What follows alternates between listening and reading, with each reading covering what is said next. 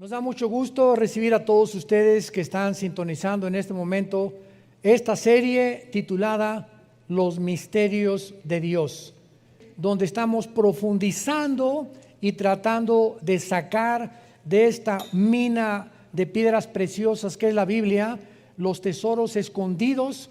Como dice el rey Salomón, gloria de Dios es esconder un asunto y es nuestra responsabilidad sacarlo a la luz. Así que Dios encripta, esconde tesoros, revelaciones en lenguaje metafórico, simbólico, para que nosotros tengamos la diligencia, la perseverancia de estar escudriñando, profundizando y no leyendo ya superficialmente las Escrituras.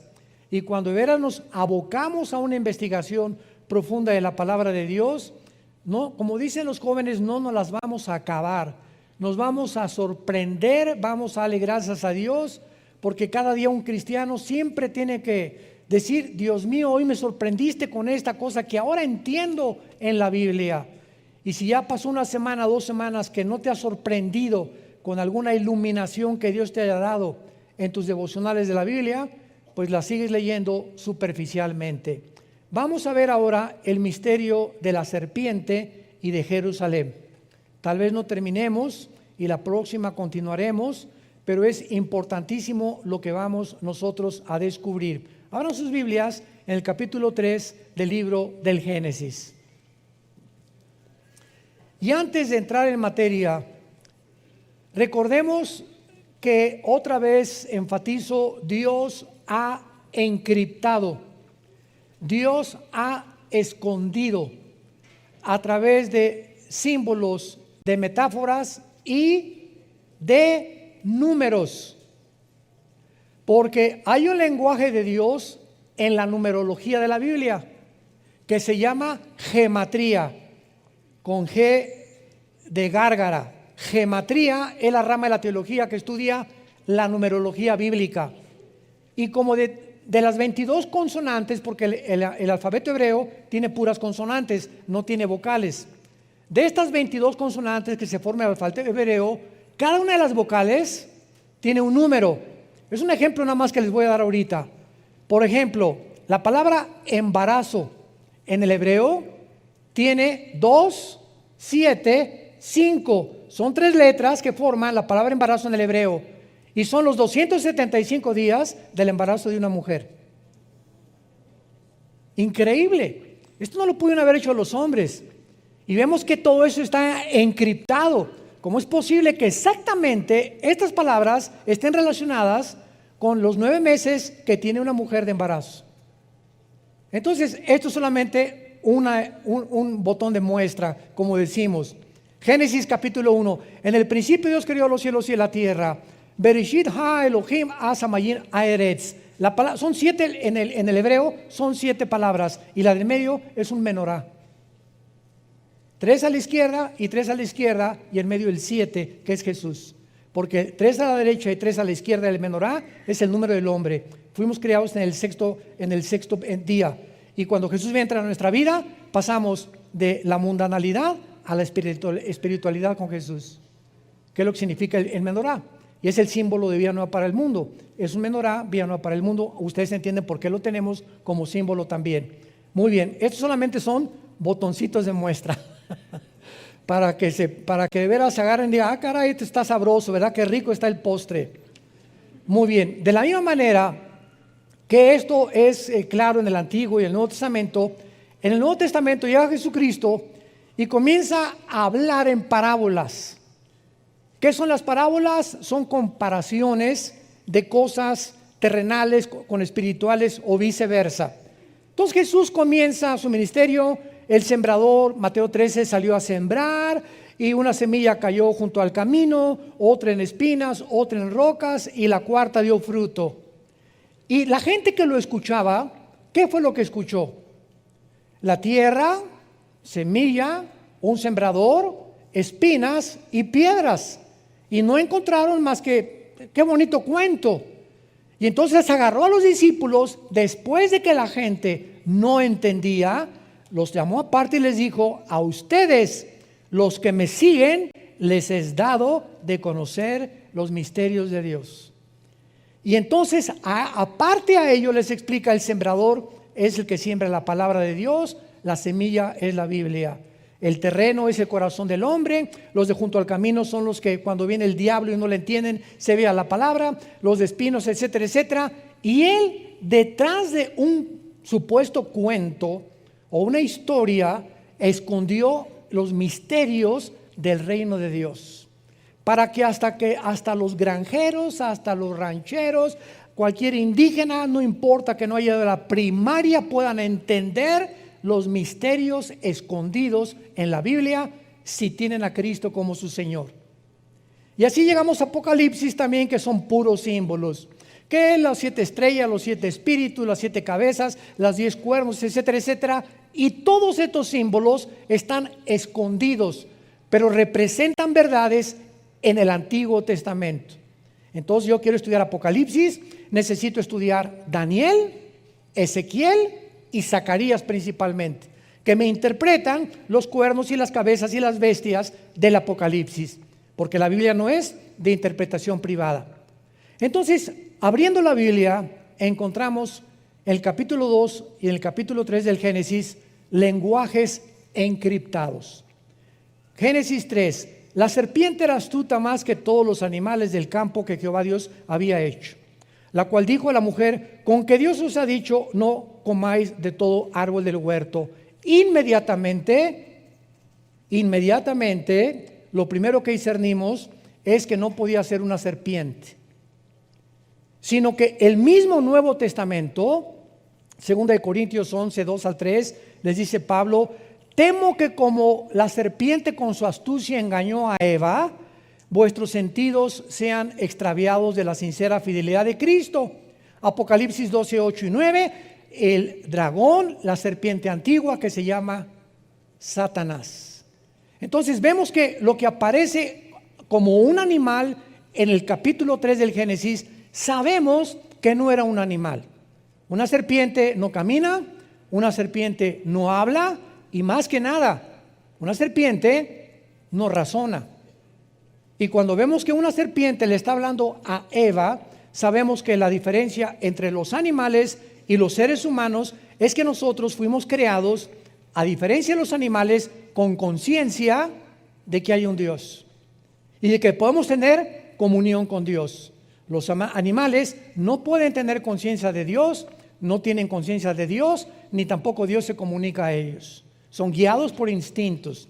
Entonces vemos que aquí un animal es usado por el Espíritu Santo para ilustrar a la serpiente. Y más adelante, cuando viene el juicio de Adán y Eva, le dice inmediatamente a la serpiente: vas a arrastrarte por tu pecho. O sea, una serpiente no necesita las piernas y los brazos que tenemos nosotros, ni las patas de los animales, porque su sistema muscular en el vientre hace que puedan caminar y enrollarse y transportarse. Y dice: y comerás el polvo todos los días de tu vida. A la serpiente, sabemos que las serpientes, si comen polvo, se mueren. Entonces, ¿le está hablando a la serpiente o a quién le está hablando Dios? Le está hablando a Satanás, profetizándole que, como dicen Isaías 14, al final Satanás va a ser humillado peor que los mismos animales cuando venga el juicio de Dios. Entonces, todas estas cosas las descubrimos cuando estudiamos la Biblia, cuando profundizamos la palabra de Dios.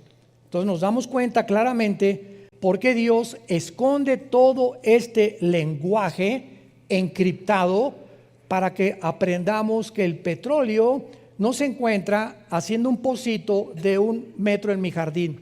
Si quieres encontrar petróleo, necesitas una sierra perforadora, ¿verdad?, que penetre casi 500, 300 metros, y ahí en lo más profundo se encuentra el oro negro.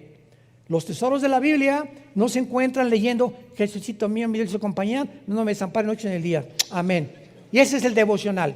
Padre, te damos gracias por estos alimentos que nos has dado, y dáselos a los que no los tienen. En nombre de Jesús, amén. Mejor cómprate un perico que él diga esa oración. Nos comenzamos a volver autómatas y comenzamos a actuar automáticamente sin ya estar nuestra alma y nuestro corazón ni en los mismos alimentos. Ya lo decimos como algo memorizado, Ya no, Padre, te doy gracias en este momento por estos chilaquilitos. Y en este momento, Padre, te pido por mi hija que se acaba de ir. Te pido por esto, Padre, gracias porque esta mañana nos trajiste con bien. Pero comenzamos a recitar y a volvernos robots religiosos. Y así pasa con la lectura de la palabra de Dios también. Muy bien. Entonces encontramos también, ¿verdad?, que en el huerto del Edén pues había dos árboles, el árbol de la vida y el árbol del conocimiento del bien y del mal.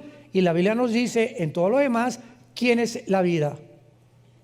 Jesús. Yo soy el camino, la verdad y la vida. Entonces yo no voy a tomar un fruto y lo voy a comer y tengo la vida eterna. Dios lo encriptó y no sabemos que es Jesús la fuente de la vida. Pero no vamos a profundizar más porque estoy seguro que se van a empachar. Entonces, antes de poder profundizar, vamos a comenzar desde el principio. Vayamos, por ejemplo, al Salmo 82, versículo 1. La historia del huerto del Edén es una de las historias más famosas. Sin embargo, repito, encierra misterios de la Biblia. ¿Qué fue lo que realmente sucedió en el huerto del Edén? ¿Era la serpiente realmente un reptil que caminaba y hablaba y razonaba? ¿Y los árboles eran simbólicos o eran literales? ¿El fruto que comió Adán y Eva era literal o era simbólico? Y además nos revela la Biblia dónde se encontraba geográficamente el huerto del Edén, porque lo único que sabemos es que salía del Edén 4 ríos, de los cuales uno es desconocido, que tal vez fue erosionado o borrado después del diluvio, que posiblemente haya sido el río Nilo, que es posible. Pero sabemos que salían estos ríos y que estos ríos actualmente descienden por Irak, y que es el río Tigris y el Éufrates. El Tigris nace en Turquía y recorre casi todo el Medio Oriente y desemboca en el Golfo Pérsico. Entonces nos damos cuenta que como se encuentra ahorita, si agarro un mapa ahorita y pongo a Israel y pongo a Jordania y pongo a Irak y pongo a Irán y pongo a Líbano, estas naciones que nosotros vemos geográficamente divididas por fronteras fueron divididas después de 1920. Antes de 1920, la división geográfica que tiene el Medio Oriente ahorita no existía. Y antiguamente Irak y Siria eran la misma nación. Se le llamaba la nación Asiria y por eso se llama la Mesopotamia. Esto es muy importante.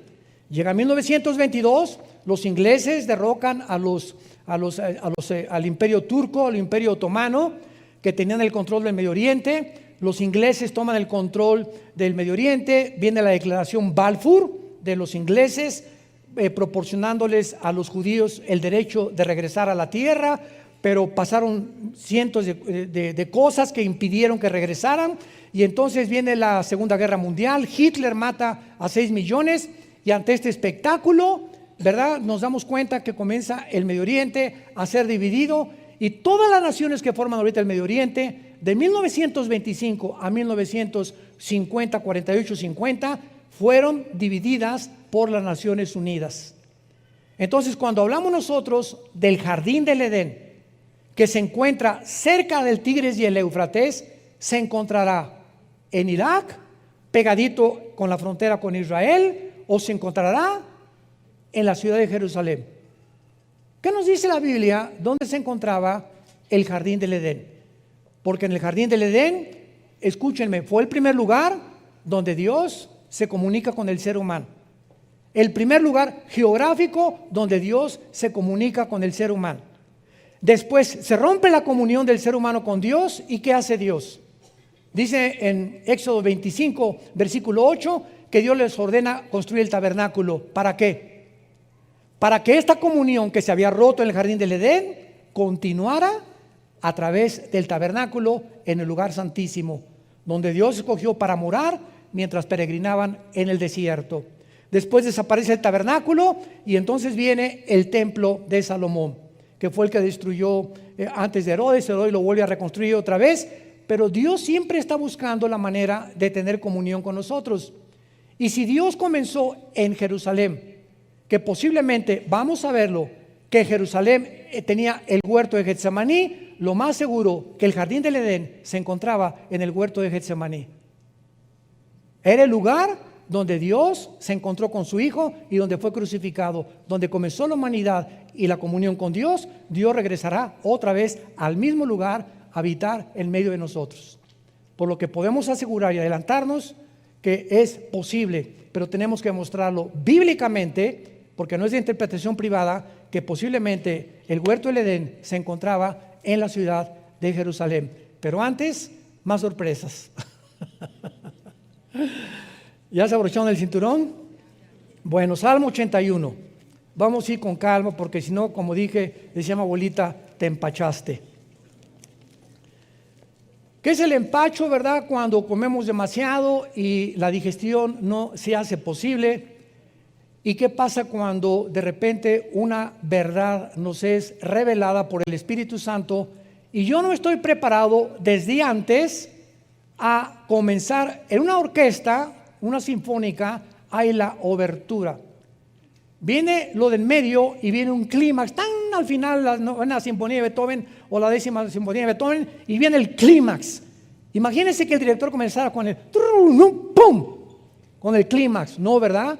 Sino que comienza la sinfónica, tararán, tararán, tararán, tararán, y nos va llevando los que aman la música clásica, y siempre en las oberturas y las sinfónicas hay un clímax, los músicos lo saben, y así nos lleva Dios.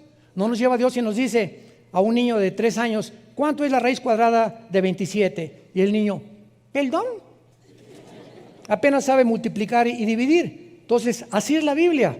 Cuando hablamos de muchas cosas demasiado profundas, que ya estamos grandecitos para aprenderlas, es cuando comenzamos a girar, y si no explicamos desde la A, la B, la C y la D, se empachan. No hay una palabra teológica para esto, más que se marean o les cayó mal o no han digerido espiritualmente lo que la Biblia dice. Romanos 82, Salmo 82. Dios está en la reunión, no oigo.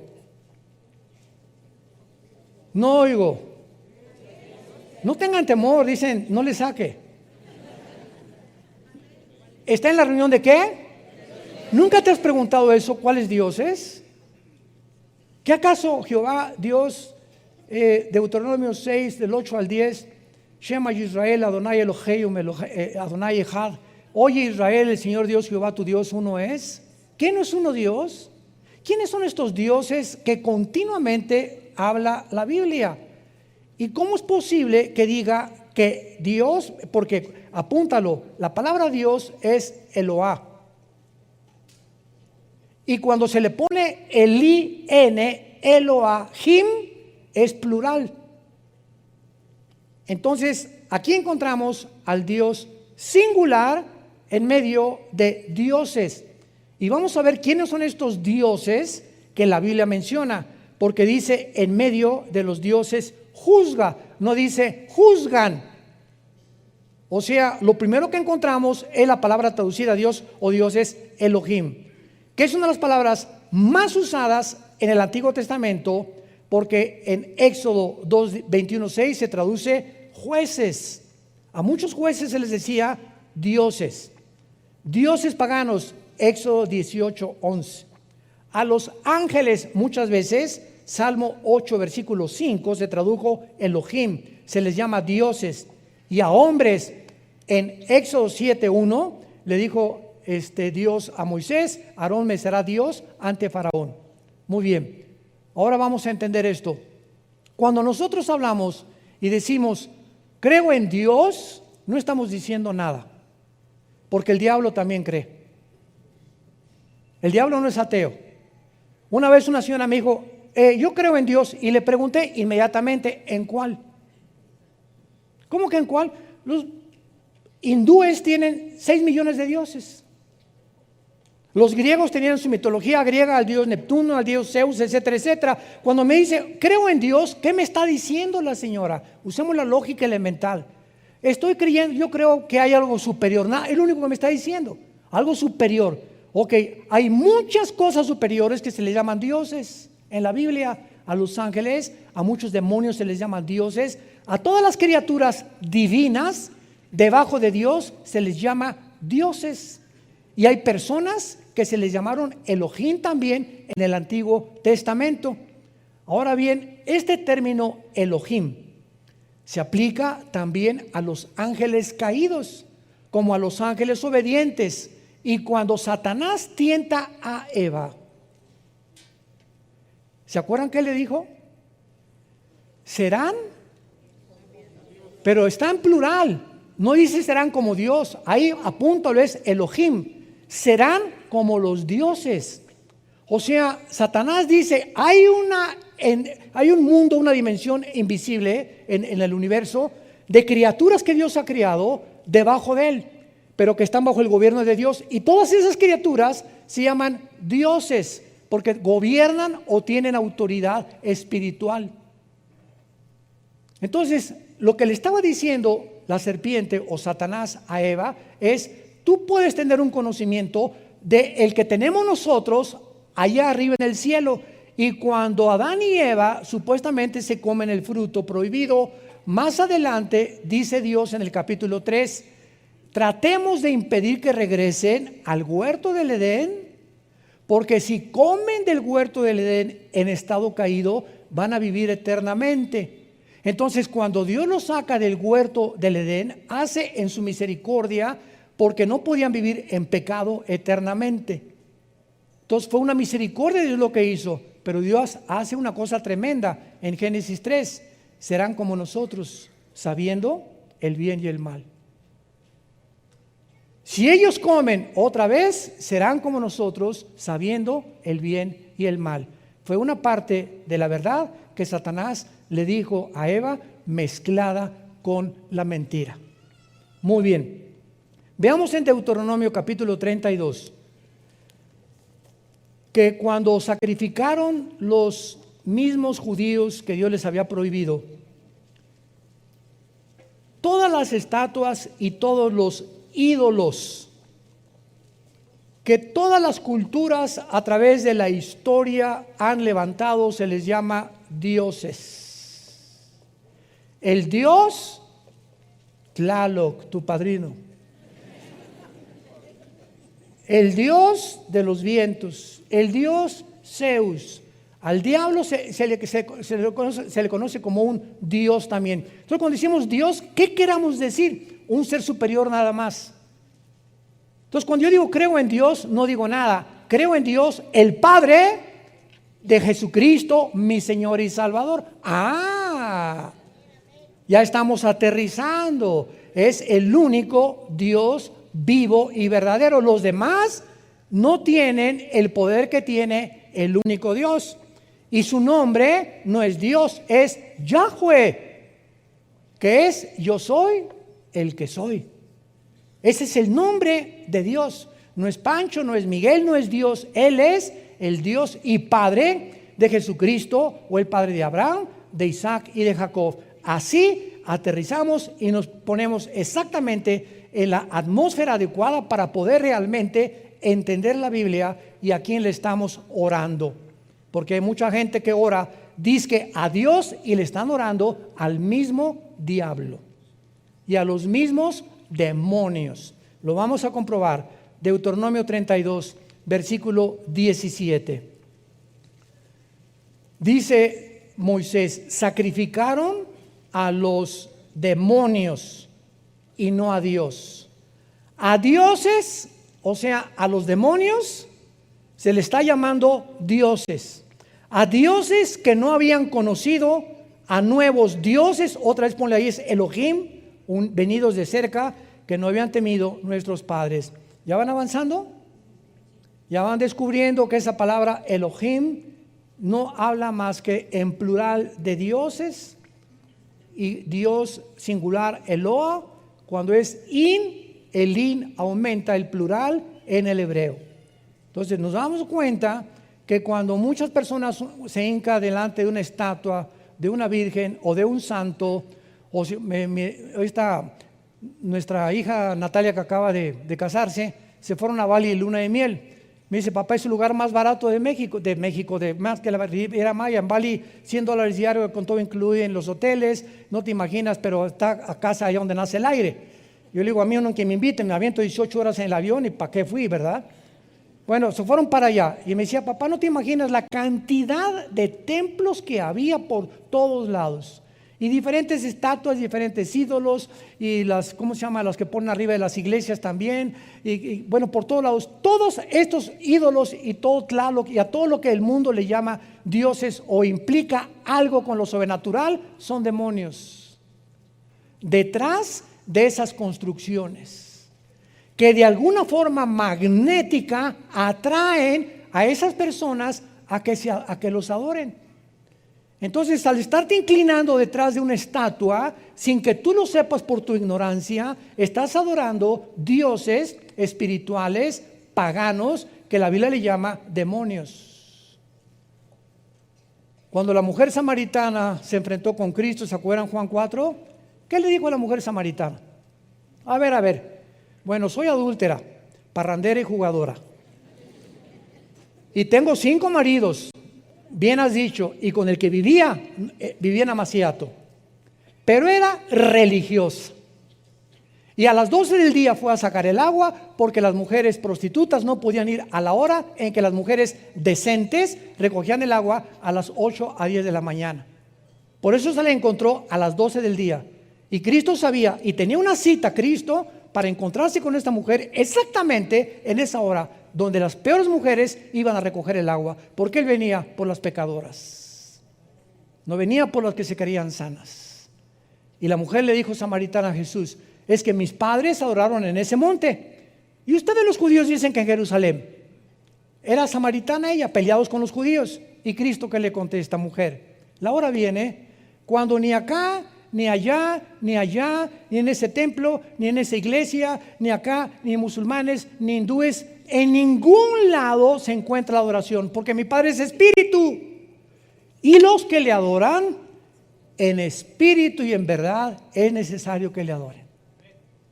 Pero Jesús, antes de esta explicación, le dice, créeme a mí. ¿Cómo podemos encontrar cuál es la verdadera religión? No hay ninguna verdadera religión. Créele a Jesús. No seguimos ninguna religión. Cuando me dicen en Estados Unidos, en las aplicaciones, ¿a qué religión pertenece? Le pongo ninguna. A ver, venga, ¿para qué me hable? Oiga, pero usted es pastor, ¿cómo que no? Yo no soy religioso. El cristianismo no es una religión, Señor. Discúlpeme, pero lamento su ignorancia. El cristianismo es una relación personal. Usted puede ser católico, remojado, bautizado, con viernes primero, hindú, etcétera, etcétera, e irse al infierno. La religión no salva a nadie. Jesús vino al mundo para invitarnos a que le abriéramos nuestro corazón y que nos quitara las vendas y guiarnos a la verdad. Y seguimos a un hombre llamado Jesucristo, que fue crucificado, enterrado y resucitado los 3 días. Él es nuestro Dios. Todos los demás son dioses falsos. Dice Santiago 2, los demonios también creen y tiemblan, pero nunca obedecen. Entonces vamos entendiendo y aclarando toda la terminología y todas las raíces etimológicas de las palabras, porque los medios de la televisión, los periódicos, los comentaristas, los entrevistadores, los supuestos politólogos, filósofos que hay en el mundo no tienen ni idea de lo que es el cristianismo. Y siempre lo relacionan con que es una religión, por ignorar la Biblia, porque es lo que se ha transmitido por tradición desde hace mucho tiempo. Entonces, la frase nuevos dioses, Elohim, venidos de cerca, aquí en Deuteronomio 32, 17, se refiere a los ángeles caídos que vivían cerca de Dios. Cerca de Dios y que ahora operan perversamente en el mundo. Ahora vayamos a Ezequiel capítulo 5, versículo 5. A mí me parte el corazón cuando alguien viene a la iglesia sin Biblia. Venir a la iglesia sin Biblia es como haber ido ayer al Estadio Azteca y ver a América Chivas sin pelota. ¿Verdad? Si vas a un partido de fútbol y no tienes pelota, pues ¿para qué juegas? Venir a la iglesia sin Biblia es lamentable. Ezequiel 5, versículo 5. Tremendo. Así ha dicho Jehová el Señor. Esta es, ya vamos comenzando a bucear. Ya estamos como a 10 metros de profundidad. Esta es Jerusalén, la puse en medio de las naciones y la tierra de alrededor. Apunta la palabra en medio en el hebreo. Es la palabra Tawech, como suena con T de tío, A-W-S-H, Tawech, y significa ombligo. Significa ombligo. La puse como el ombligo de las naciones. Es el centro de donde nosotros nacimos. ¿Qué es el ombligo? La parte física de mi anatomía que tenemos aquí, el agujerito que tenemos aquí, y con el cual estábamos conectados en la antigua vida, cuando estábamos en el líquido simniótico, ¿verdad?, de mamá. Ahí era lo único que nos conectaba. Y cuando nacemos a esta dimensión y salimos de la dimensión de la matriz de la mamá al mundo, lo primero que hacen es que cortar el cordón umbilical, que ya nos separa de la antigua vida a la nueva vida. Y cuando Dios le llama a Jerusalén el ombligo, está diciendo que desde ahí nació la ley, de ahí Dios vino a morir, ahí fue crucificado, ahí estuvo en el huerto del Edén, ahí fue donde el monte Moría. Abraham iba a sacrificar a Isaac. Ahí estuvo el templo de Jerusalén, el templo que está ahorita debajo de la cúpula de la mezquita de Omar. Es el centro de todo. Y ahí en Jerusalén comienza la tercera guerra mundial. Y en Jerusalén Dios bajará de su tercer cielo a poner su trono en la tierra en Jerusalén. Es el lugar más santo que existe en toda la historia del ser humano. La ciudad más perseguida, más odiada, la más controvertida de todas las cosas,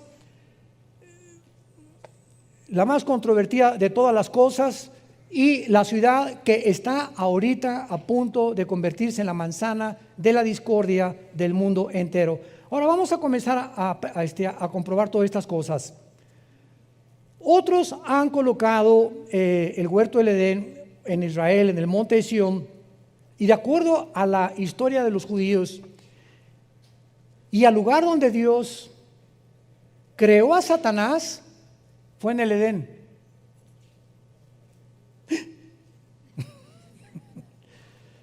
Ezequiel 28, denles una vuelta ahí nada más a las páginas, vayamos al capítulo 28 de Ezequiel. Y antes de que nosotros fuéramos creados, o nuestros primeros padres Adán y Eva, en el huerto del Edén, ese lugar geográfico fue el lugar de la creación de la criatura espiritual más sabia, poderosa, magnífica, bella, inteligente, que se llamaba Lucifer. Ahí en el huerto del Edén, donde ya lo estaba esperando Lucifer, Adán y Eva, ese lugar se puso celosísimo. Lo vamos a ir entendiendo por qué el ataque, por qué no atacó a Adán antes de que fuera creada la mujer, cuando estaba solito Adán.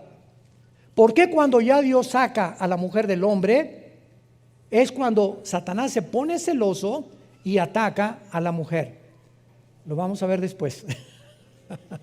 Bueno, aquí en Ezequiel 28, versículo 12 en adelante, vemos lo que iniciamos al principio. Hijo de hombre, Ezequiel 28, 12. ¿Levanta endechas sobre quién? Vemos cómo en la Biblia Dios pone al frente reyes o personajes para mostrarnos que detrás de los reyes y de muchos gobernantes se encuentran poderes de las tinieblas manejándolos. Entonces podemos ver a un Hitler, o podemos ver un Saddam Hussein, un José Stalin, ¿verdad? El que tú me quieras mencionar, y vemos al ser humano y los psicólogos, los psiquiatras, Stalin, Hitler, personas sociópatas, esquizofrénicas, paranoicas, todos los adjetivos de la psiquiatría, etcétera, en él. Pero detrás de todos esos adjetivos que descomponen una personalidad o la convierten en un loco, se encuentran poderes de las tinieblas, de acuerdo a la Biblia, operando en ellos. ¿Y por qué esas personas se descompusieron mentalmente y comenzaron a manifestar una insanidad mental, a decir cosas y actuar de manera no coherente, ni lógica, ni racional? Eso no lo entiende la psicología ni la psiquiatría. Y entonces cuando un psiquiatra o un psicólogo, con el respeto que se merecen, trata de ubicar a un paranoico, a un esquizofrénico, a un sociópata, a un psicótico, a una conducta normal, no tienen la terapia para hacerlo más que con chochos, con químicos, Valium, Ecuanil, Prozac, pastillas tranquilizantes. Y tú vas a un hospital psiquiátrico y el 99.9% de todos los pacientes en todos los hospitales psiquiátricos del mundo los tienen drogados.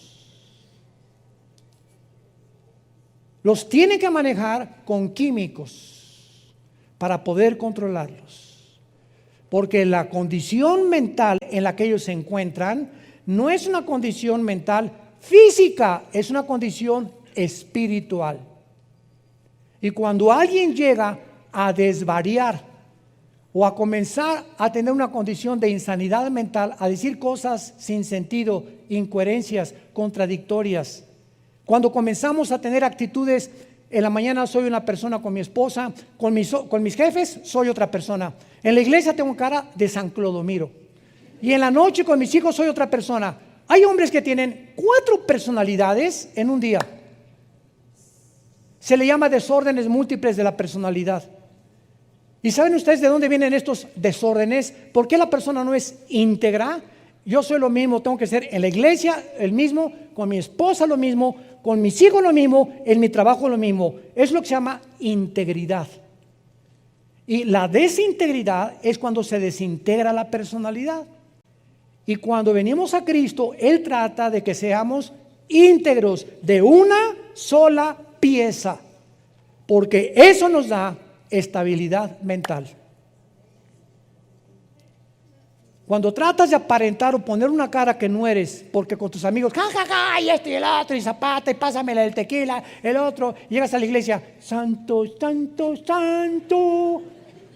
Y con tus hijos eres otro, y vas en el carro con tus hijos y ves, pasa una muchacha guapa y tus hijos ven como no la monitoreaste, casi la filmaste con los ojos. Dice, ese es mi papá, ese es el que me lleva a la iglesia. A mi mamá le pone cara de que te amo, mi mamacita, mi periquito.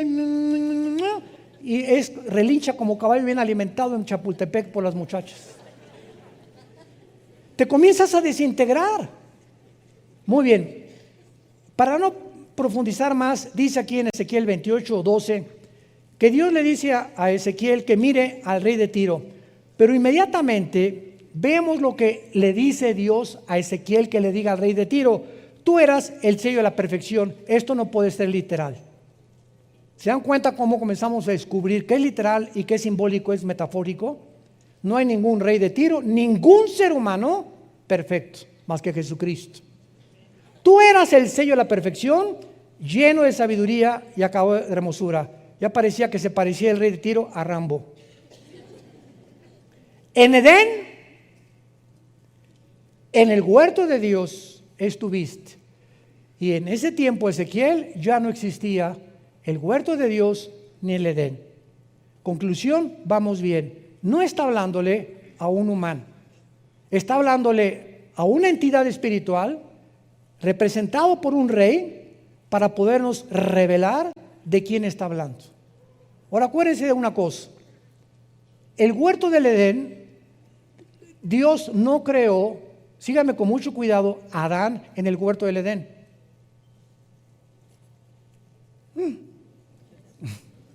Si leen ustedes capítulo 2 del Génesis, van a ver ustedes que Adán fue creado en el Edén. El Edén es la zona geográfica que cubría tal vez la mitad de la tierra. Y el huerto del Edén fue puesto dentro del Edén. El huerto, un jardín en medio de la zona geográfica que se llamaba Edén. Entonces, el huerto era un jardín especial donde el ser humano iban a ser probados. Y Dios crea en el Edén a Adán, y ahí lo dicen en Génesis capítulo 2, y lo coloca en el huerto. La única que fue formada en el huerto fueron ustedes, las mujeres, en el paraíso de Dios. Con razón. Con razón nos traen como nos traen, ¿verdad?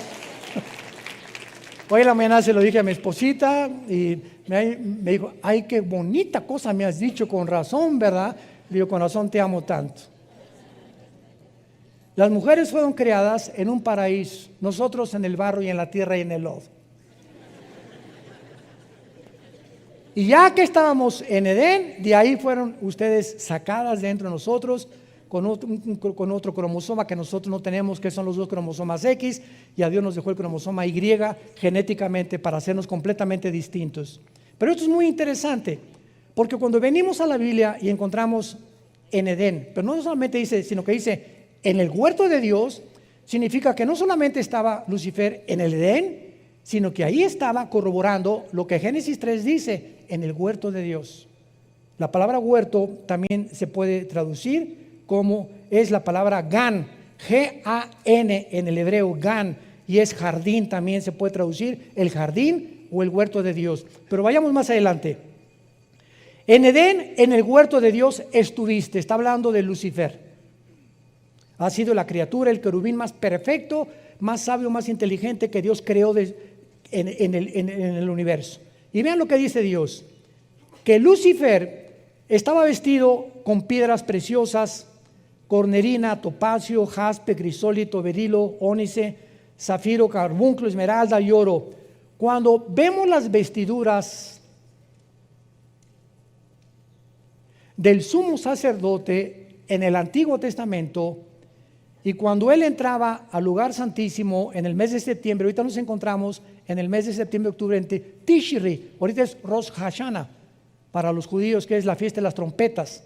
Muchos creen que en esta época es cuando Cristo viene al arrebatamiento. Muchos creen, no estoy seguro, puede ser o no puede ser, pero no sabemos eso, no podemos ser dogmáticos. Pero cuando el sacerdote entraba al lugar santísimo en este mes de Tishri, entraba con una fila de piedras preciosas, y son las piedras preciosas que usaba Satanás. Son exactamente las piedras que encontramos aquí también. ¿Qué nos habla esto?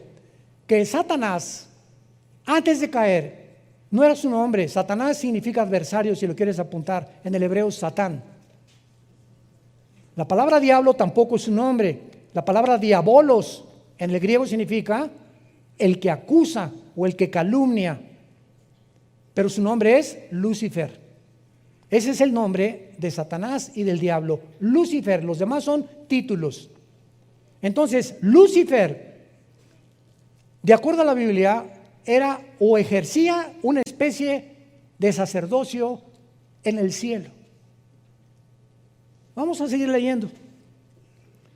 Todas estas cosas, dice la Biblia, esmeralda, los primores de tamboriles y flautas, estuvieron preparados para ti en el día de tu creación. Aquí la palabra creación es bara, de las tres palabras que hay, significa de la nada. O sea, Lucifer apareció, jamás había existido, porque no es eterno más que Dios. Versículo 14, querubín grande y protector. Lucifer es un querubín caído, no es un ángel caído, es un querubín caído. Tratemos de explicar. El rango más alto de los ángeles son los querubines. Podríamos llamarles un ejército, los generales de división. Los coroneles o los tenientes coroneles son los serafines. Y debajo de los serafines están los ángeles. Entonces los ángeles significa malak, con K en el hebreo, mensajeros, nada más. Nunca Dios ha mandado querubines más que en el huerto del Edén y en el tabernáculo, en el arca del propiciatorio, porque a los que Dios manda a la tierra son ángeles, y uno de ellos, el más importante, es Gabriel. Entonces los querubines es el rango más alto de las criaturas de Dios. No todos son ángeles. Los ángeles son los mensajeros, los serafines están alrededor del trono de Dios, esos jamás han bajado a la tierra, y los querubines, más que Satanás, ha bajado al mundo algunas veces, como lo vamos a ver. Y se le llama protector. Pregunta, ¿a quién protegía querubín? ¿Se fijan cuando estudiamos la Biblia? comenzamos a preguntarnos, y no nada más así, tú querubín protector, te puse el santo monte de Dios, estuviste, amén. ¿Por qué se llama protector? ¿Había alguien a quien tenía que proteger? Lucifer, ¿te has preguntado eso? Vean ustedes cómo podemos descubrir los tesoros de la Biblia. Aun cuando Lucifer no había caído, existía en los ángeles la posibilidad de rebelarse contra Dios. La misma capacidad que tenía Adán y Eva, que fueron creados sin pecado, pero con la posibilidad de rebelarse contra Dios. O sea, los ángeles podían pecar. Adán y Eva podían pecar. Cristo, cuando fue tentado por el diablo, pregunta, ¿podía pecar? No, no podía pecar porque es Dios. Y él no fue tentado en su divinidad. Cristo no podía pecar. Entonces, cuando Dios lo enfrenta con Satanás a Cristo, no era para probar si él podía pecar, porque Dios sabía que no podía pecar, él era Dios, era su hijo, sino para demostrar que no podía pecar. Es como cuando un ingeniero hace un puente y lo inauguran y prueban el puente, no para ver si se va a caer, para demostrarle al mundo que el puente fue construido para que no se caiga. Entonces, Cristo no podía caer en tentación porque Él era Dios. Esto es muy importante en la teología, a los que estudian teología.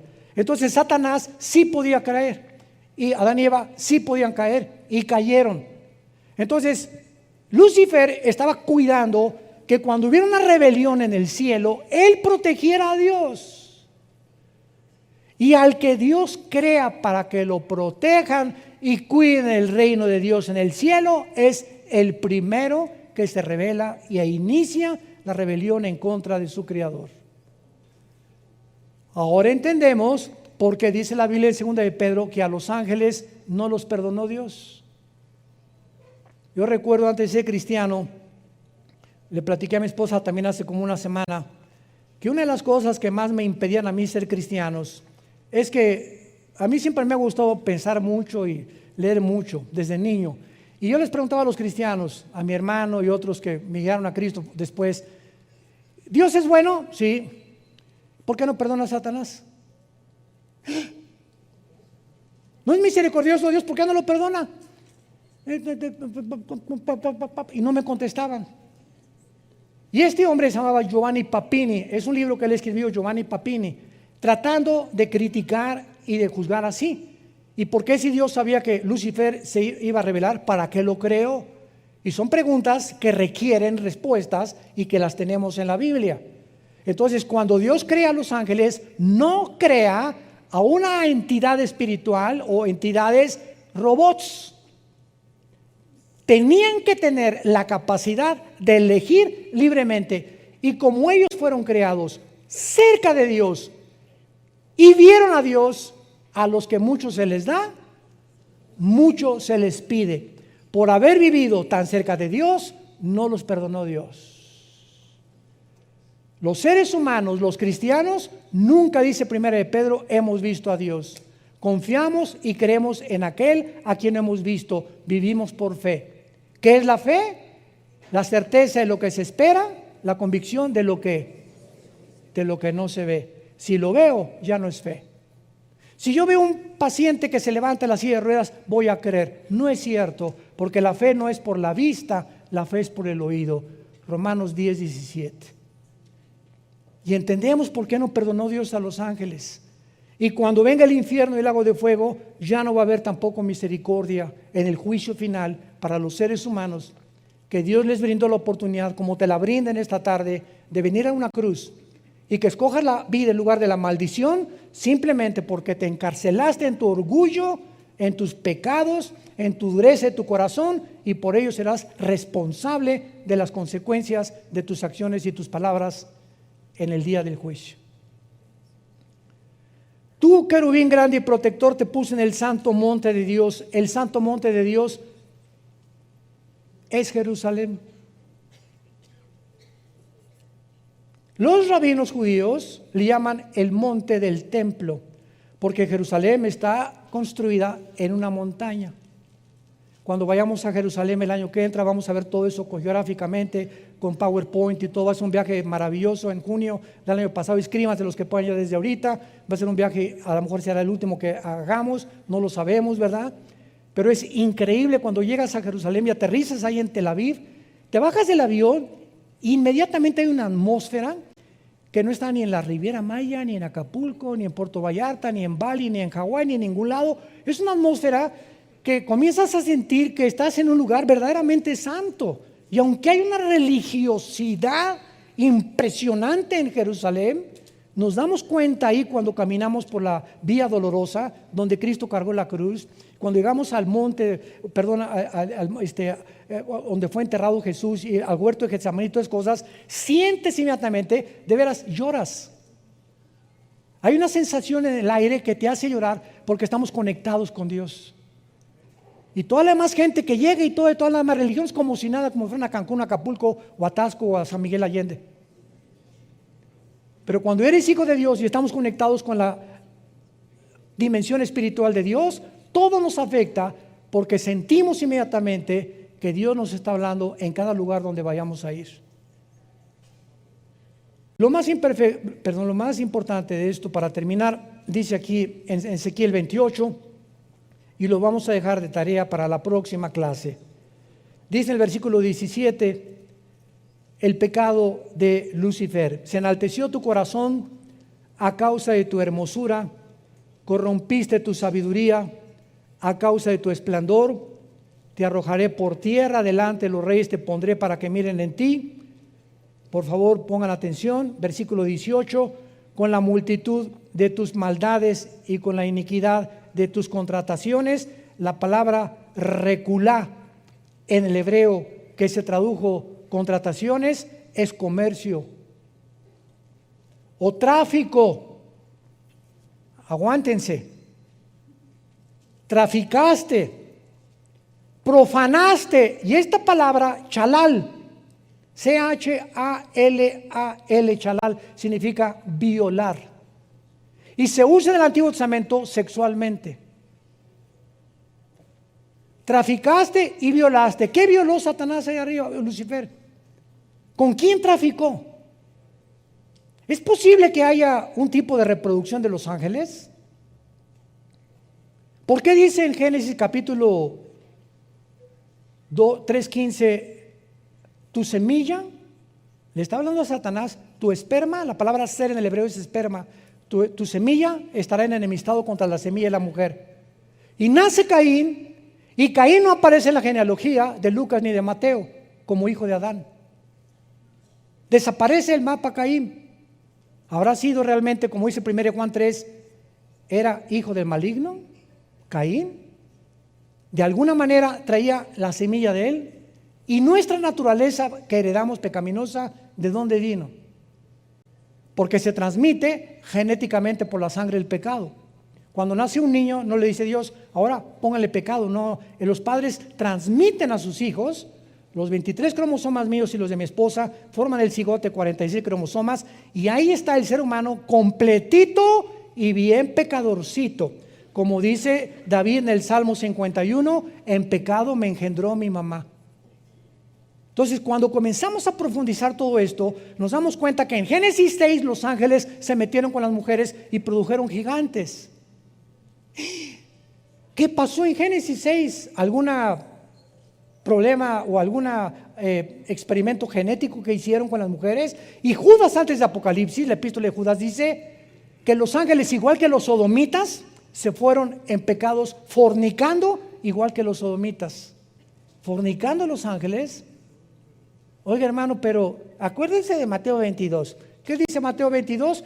Cuando se casen, cuando resuciten, no se casarán ni serán en casamiento, serán como los ángeles están en el cielo. Los ángeles en el cielo no tienen acceso, cuando bajan a la tierra, tienen forma de mezclarse con los seres humanos y producir engendros y producir fenómenos o mutaciones genéticas. Niños que nacen con dos cabezas, niños que nacen descerebrados. La mayor parte de las veces es un problema de drogas durante el embarazo o de que algún antepasado estuvo en la brujería, pero encontramos que se transmite todo genéticamente. Todo tiene un origen.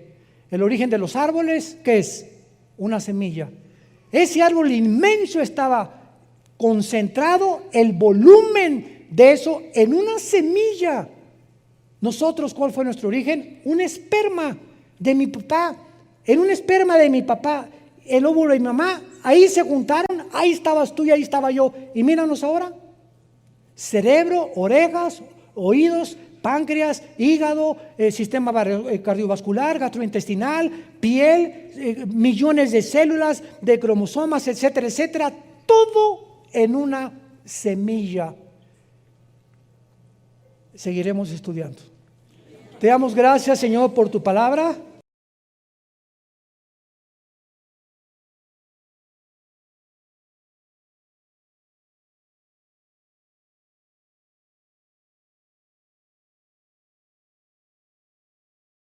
El capítulo 12 de Apocalipsis cubre 2000 años de historia. 2000 años de historia se encuentran en en este capítulo, en estos 17 versículos, y nos habla y nos retrata desde el inicio de Israel, a partir del nacimiento de Cristo, hasta la persecución final, que vamos a ver tal vez en la próxima entrevista, porque vamos a dividir este capítulo en dos partes.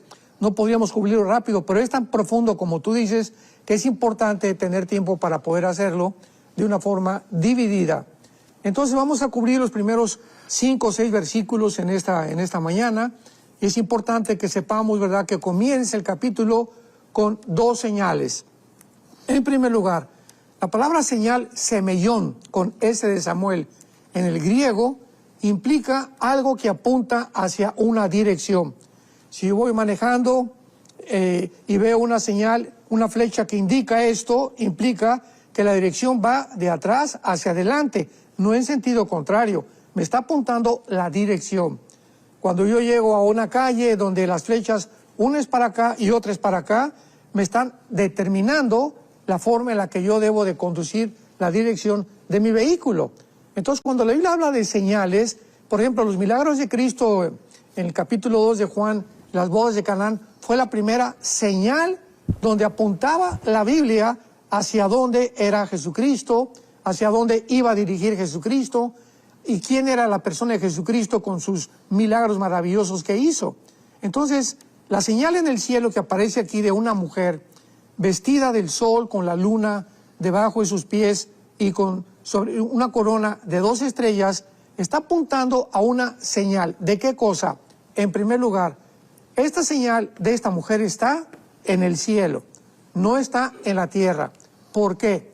Porque cuando dice la Biblia que la señal estaba en el cielo, nos habla que comienza Dios a corrernos la cortina, que lo significa la palabra Apocalipsis, para poder mostrarnos que toda la guerra que se está llevando a cabo aquí abajo en el planeta Tierra tiene sus repercusiones en el cielo e igualmente del cielo hacia la tierra. Entonces vemos que la mujer está en el cielo. ¿Quién es la mujer? Pues claramente que es Israel. No es la Virgen María como se ha tratado durante muchas veces de una forma completamente equivocada. Lo vamos a demostrar por qué.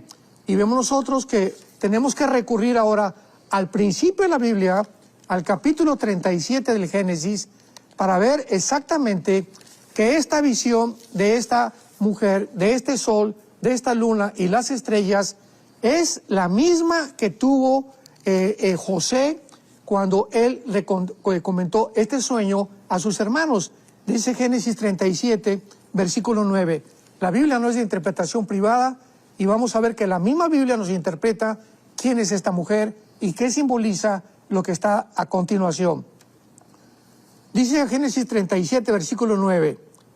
Soñó aún otro sueño y lo contó a sus hermanos, hablando de José, diciendo, he aquí que he soñado otro sueño, y he aquí que el sol, la luna y 11 estrellas se inclinaban hacia mí. Vemos que es exactamente la visión que tuvo Juan en el capítulo 12 del Apocalipsis.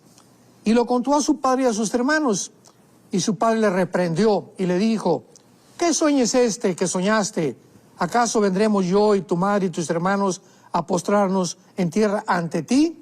Y sus hermanos le tenían envidia, mas su padre meditaba en esto. Entonces vemos claramente que esta visión de Apocalipsis capítulo 12 nos revela que el padre, ¿verdad?, o el sol es Jacob, la luna es Israel, y las estrellas, los 12 hijos que forman la parte de las 12 tribus de Israel. Entonces aquí está en primer lugar mostrándonos Dios a Israel en el cielo de una forma completamente alegórica, espiritualizada, pero al mismo tiempo tenemos enfrente de la mujer a Satanás. Notar que esta mujer de esta alegoría está embarazada, dice la Biblia en el versículo 2, y estaba encinta, clamando con dolores de parto en la angustia del alumbramiento. Vemos nosotros claramente no solamente el inicio del antisemitismo, la razón por la cual Israel, que aquí está de una forma descrita muy claramente, es el objeto de hace más de 2000 años de la persecución, del desprecio, de las calumnias, de los ataques del mundo en contra de esta nación y de también el grupo étnico de Israel. ¿Por qué?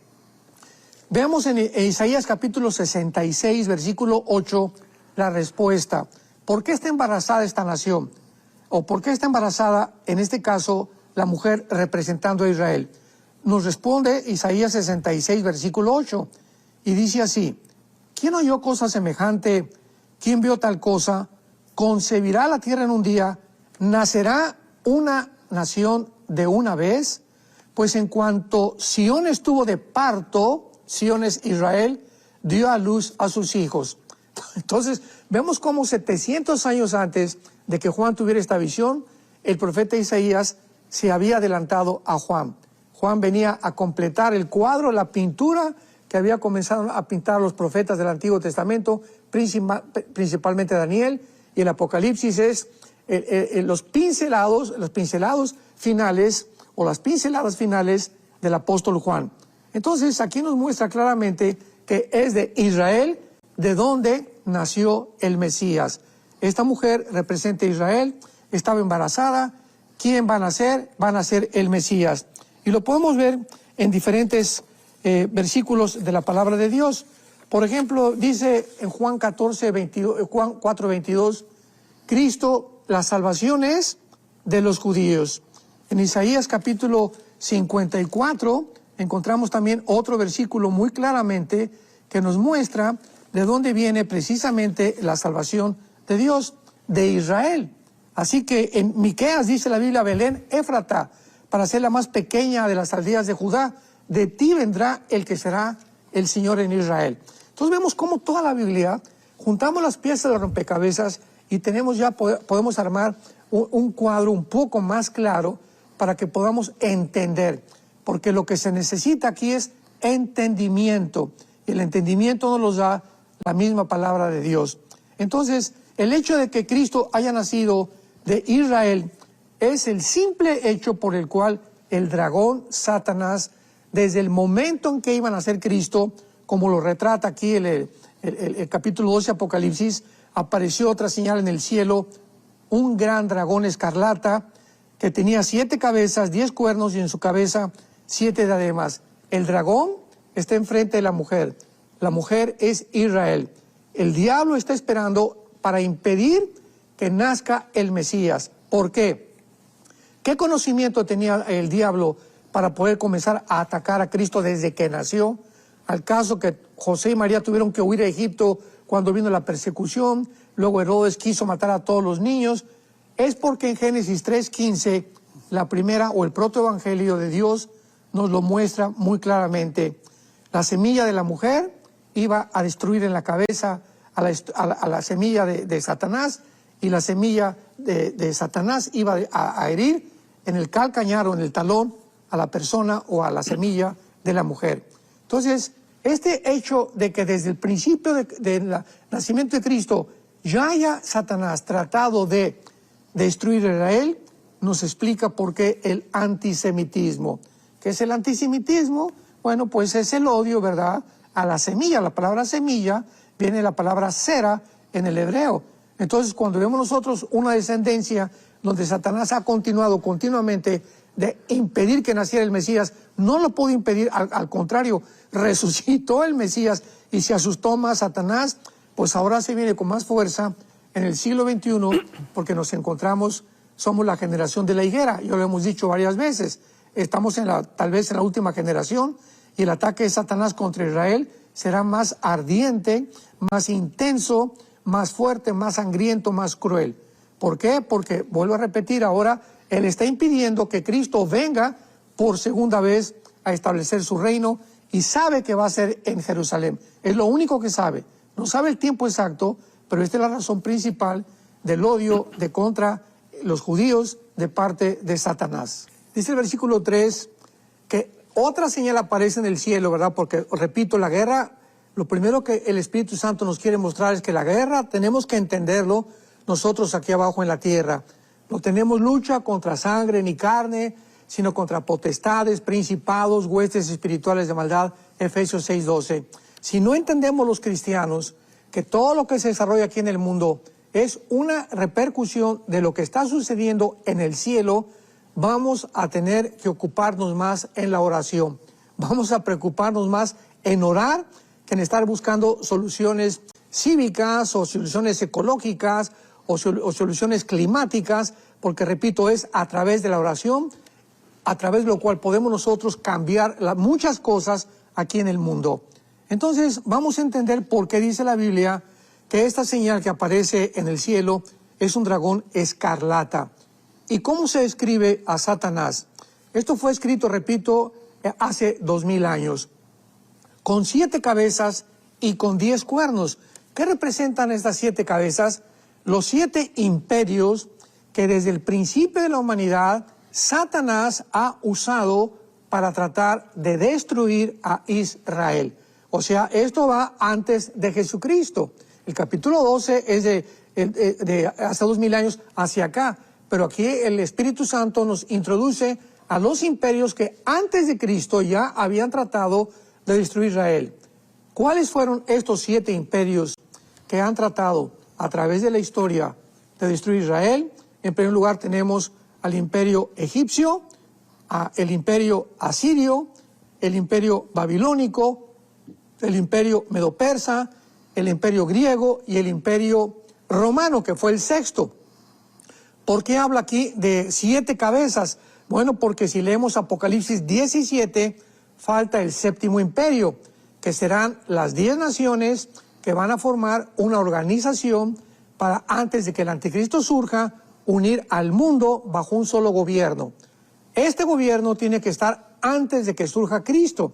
Entonces, lo hemos dicho tantas veces, hasta que no veamos 10 naciones, 5 de Europa y 5 del Medio Oriente, que se unan en un G10 para formar una confederación del Mediterráneo, con el propósito de formar el gobierno que va a anteceder el 8º reino, que es el anticristo, que lo escribe Apocalipsis 16, él es el 8º, el anticristo es el 8º, o Satanás, entonces lo podemos comprender. Entonces, estas 7 cabezas, hasta que venga el anticristo, son los 7 gobiernos que van a formarse. Y los 10 cuernos son las 10 naciones que de estos 7 gobiernos van a surgir. Y lo más interesante es que casi todos estos gobiernos, ¿verdad?, o estos imperios que describe la Biblia, han sido de carácter islámico, aun cuando el Islam fue formado 605 años aproximadamente después de Jesucristo. Anteriormente siempre ha habido en el Medio Oriente el odio de la semilla en contra de Israel, pero ahora va a acrecentarse cuando el gobierno islámico que está formado ya y que está a punto de poder llevar a cabo el famoso califato o el liderazgo de la hermandad musulmana, ahora con la cuestión de que Irán y Siria ha quedado completamente conquistada por más de 3 o 4 grupos islámicos, terroristas, yihadistas, completamente radicales. Se está acelerando esto de una forma impresionante. Esta es la razón, entonces, por la que Satanás ha gobernado 7 imperios y gobernará las 10 naciones finales que van a perseguir a Jesucristo y a su pueblo. Cuando menciona el versículo 3, que tenía 7 cabezas y 10 cuernos, observamos que dice la Biblia, y en su cabeza 7 diademas, o sea, están coronados. O sea, Satanás muestra aquí claramente que este último gobierno, las 7 diademas que se mencionan son los 7 imperios, porque la diadema implica corona y solamente los reyes llevan las coronas. Y otra cosa importante que menciona aquí, para terminar con el dragón o con Satanás, es que la cola, o sea, Dios quiere que entendamos claramente Israel y por qué Israel está sujeta y estará sujeta hasta que Jesucristo regrese a una persecución implacable de parte de los poderes de las tinieblas. Dice el versículo 4 que la cola del dragón, esto es muy importante, arrastraba, y es la primera parte en toda la Biblia que se menciona lo siguiente: la cantidad de ángeles que Satanás arrastró con él en su rebelión antes de que el ser humano fuera creado en el planeta Tierra. La Biblia nos describe una rebelión en Ezequiel 28, Isaías 14, del 12 al 14, acerca de Lucifer. Y dice la Biblia aquí en el versículo 4, la única vez que lo dice la Biblia, que era la tercera parte de las estrellas. Y sabemos que no son las estrellas literales. ¿Cómo lo sabemos? Bueno, vamos a verlo, por ejemplo, en el capítulo 8 del libro de Daniel, que nos habla exactamente lo mismo que el anticristo va a hacer, porque las estrellas en la Biblia tienen una relación muy estrecha con los ángeles caídos principalmente. Y veamos esto en Daniel capítulo 8, cuando el imperio griego es dividido en 4 partes. ¿De qué forma se menciona al anticristo? Mencionando otra vez las estrellas como los ángeles caídos. Y asumimos que no son estrellas literales, desde luego. Dice Daniel 8, versículo 9, hablando del anticristo: de ellos salió un cuerno pequeño, que es el anticristo, que lo menciona en el capítulo 2 y el capítulo 7 de Daniel, que creció mucho al sur y al oriente, y hacia la tierra gloriosa, o sea, pero no hacia el norte. Entonces vemos claramente que de las 4 divisiones que tuvo el imperio griego, que fueron Egipto, Siria, Macedonia y Turquía, es de la región del norte de Siria, entre Siria e Irak, de donde, de acuerdo al capítulo 8 de Daniel, surgirá la persona del anticristo. Aquí no hay duda alguna de que sea el anticristo. ¿Por qué? Versículo 10. Se engrandeció hasta el ejército del cielo. Esto no puede ser Antíoco Epífanes, porque esto es una figura también de Antíoco antes del anticristo, que es un protagonista que precede al anticristo, pero es una profecía doble, como se puede clasificar escatológicamente. Y parte del ejército de las estrellas echó por tierra. Parte del ejército y de las estrellas echó por tierra. ¿Quién es el único que ha hecho esto? Satanás.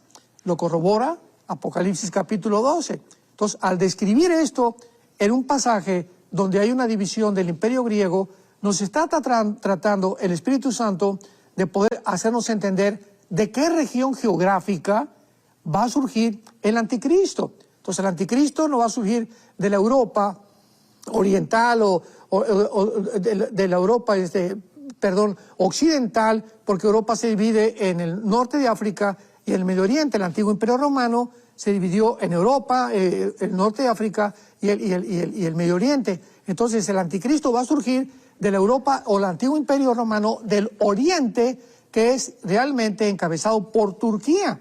Recordemos que cuando se divide el imperio romano, se divide en Roma y en Constantinopla, que duró casi 1500 años. De ahí surgió el imperio bizantino, y fue en Constantinopla, que es Estambul, Turquía, donde el imperio romano fue dividido. O sea, Turquía está dividida en Asia y en Europa. Es la única nación en el mundo que está en medio, ¿verdad?, de 2 continentes. Entonces, es interesantísimo esto, porque Turquía va a tomar un protagonismo importantísimo en estos días en los que ya estamos a punto de ver o que la OTAN va a sacar a Turquía de la OTAN, o Erdogan, el presidente de Turquía, a renunciar de Turquía, porque Turquía aparece en la Biblia como una de las naciones principales del anticristo, que el anticristo va a gobernar. Así que vemos claramente que la profecía de Daniel capítulo 12, cuando está mencionando las estrellas que echó al cielo, se refiere a los ángeles caídos. Entonces tiene un ejército tremendo, ¿verdad? No sabemos cuántos millones de ángeles caídos están bajo Satanás. pero nos muestra claramente que es una organización claramente desarrollada, planificada, estructuralmente de una forma sobrenatural, con la sabiduría que tiene Lucifer para poder llevar a cabo lo que está llevando a cabo en el universo.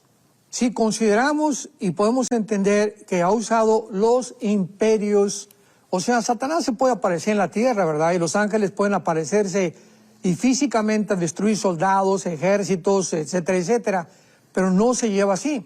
Lo mismo que Dios. Dios podía hacer muchas cosas, pero vemos que Él manda a sus ángeles.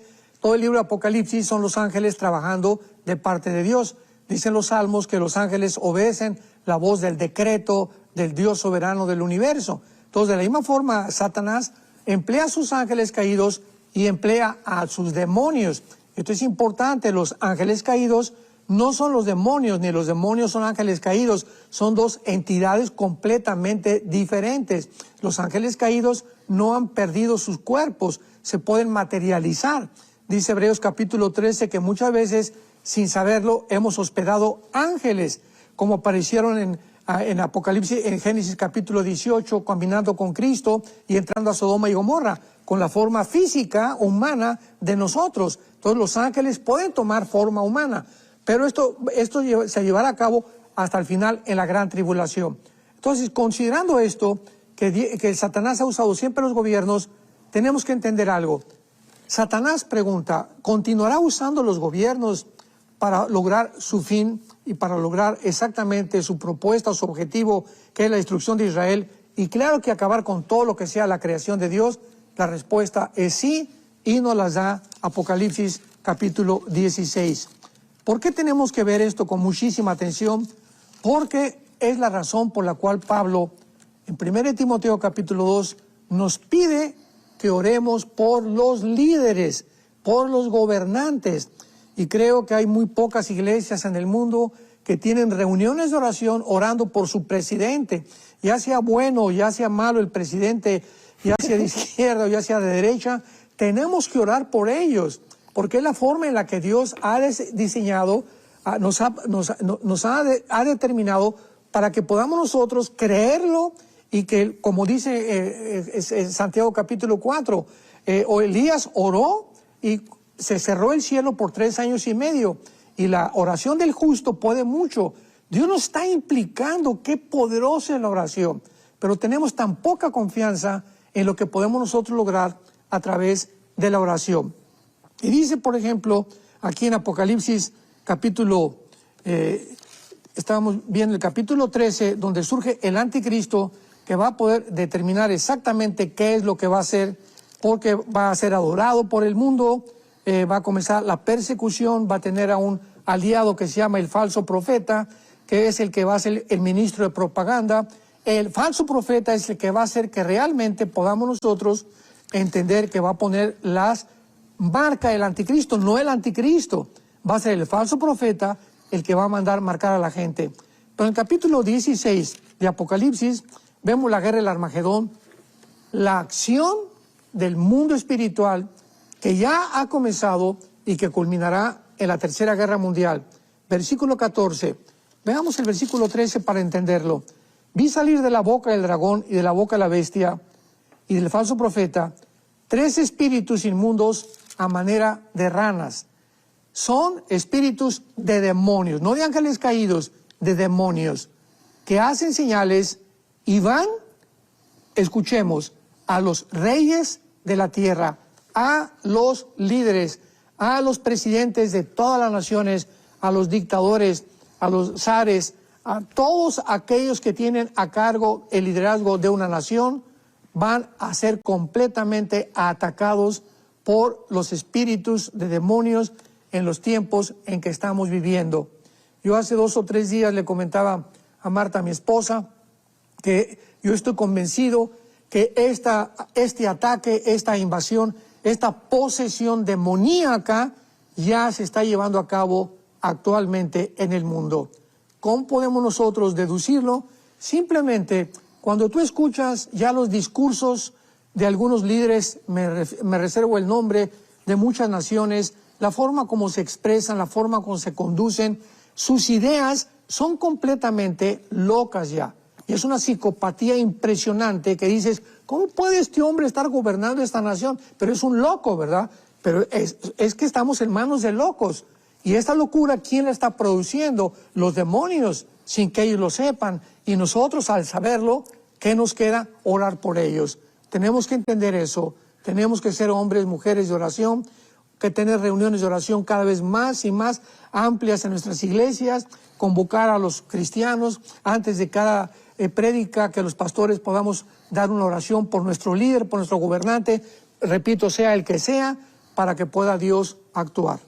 Qué importante es ahora que vemos aquí en Apocalipsis 12, que en el versículo exactamente donde se describe el nacimiento del Mesías, versículo 5, dio luz a un hijo varón, porque el Mesías tenía que ser con la cromosoma XY, que es la que determina el género del varón. Las cromosomas XX determinan el género de la mujer. Entonces, el Mesías tenía que ser varón, forzosamente. Y dice así, regirá con vara de hierro a todas las naciones, y su hijo fue arrebatado por Dios y a su trono. En el versículo 5 encontramos 2000 años en un solo versículo de diferencia, desde que nace Jesucristo y después cuando es arrebatado para Dios y su trono. En un versículo hay 2000 años de división y de diferencia entre una sentencia y la otra sentencia, entre una oración y la otra oración. Ahora, cuando entendemos esto, entendemos el nacimiento de Cristo, que dice la Biblia en Lucas capítulo 1, que la Virgen María estaba embarazada, ella tenía miedo del embarazo, porque pues la iban a acusar de adulterio. José y ella estaban desposados, no estaban todavía en una unión legal, civil, ante las autoridades de Israel. Y entonces el ángel se le aparece a María, Lucas 1:31, y le dice, María, no temas, porque has hallado gracia delante de Dios.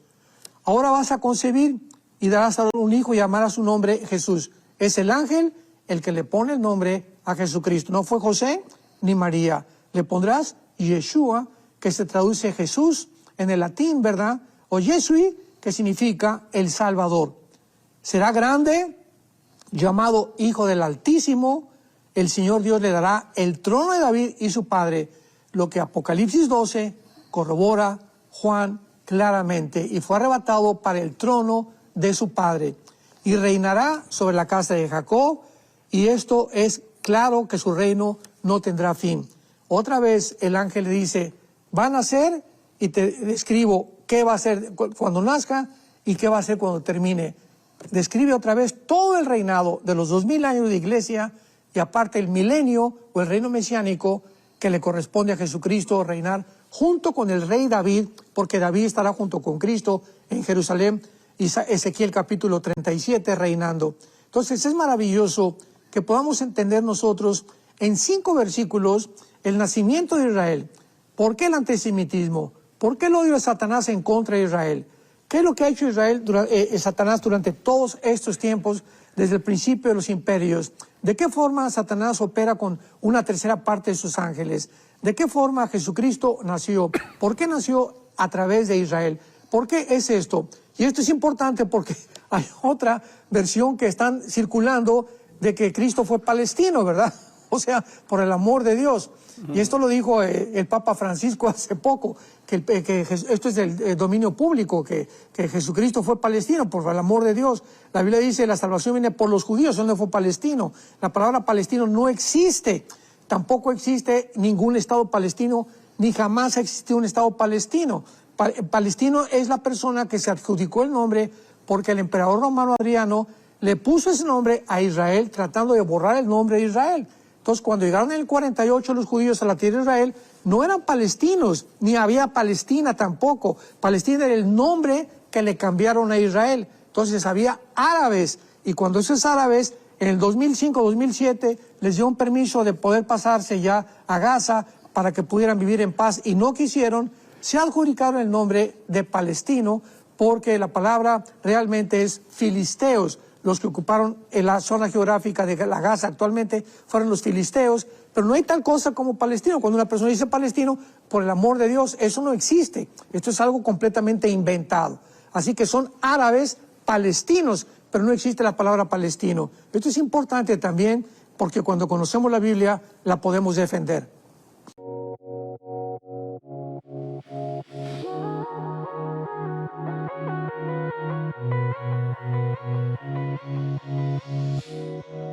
And I